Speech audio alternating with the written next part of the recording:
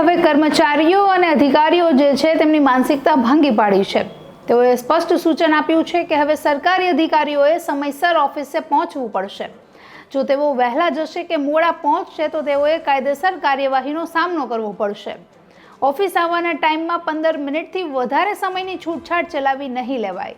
નમસ્કાર, ટકાટક મીડિયામાં આપની સાથે હું છું જાનવી।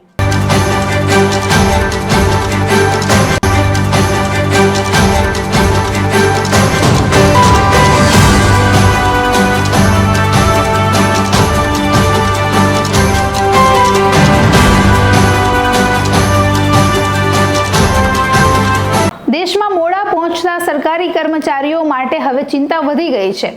સામાન્ય રીતે સરકારી કર્મચારીઓની માનસિકતા એવી હોય કે સરકારી છે, કચેરી છે તો હવે સમયસર પહોંચવાની ક્યાં જરૂર છે।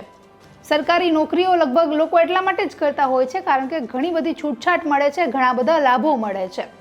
પરંતુ હવે કેન્દ્ર સરકારે આવા તમામ આળસુ કર્મચારીઓ સામે લાલ આંખ કરી છે।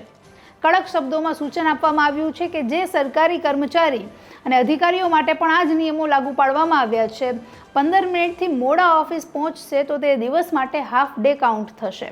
આ ઉપરાંત કોઈ પણ કારણોસર જો ઇમરજન્સી રજા રાખવાની થાય તો તેઓએ અગાઉ જાણ કરવી પડશે।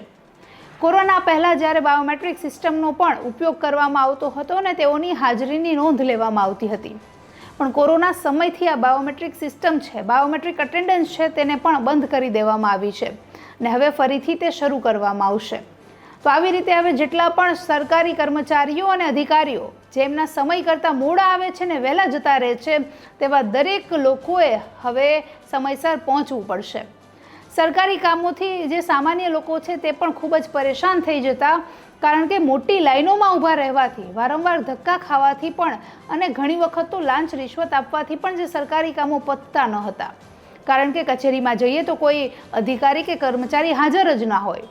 સાહેબ રજા ઉપર છે, સાહેબ મોડા આવશે, આ પ્રકારના જે વાતો છે, આ પ્રકારના જે જવાબો છે તે કચેરીમાંથી સાંભળવામાં આવતા જે હવે મહદઅંશે ઓછા થઈ જશે।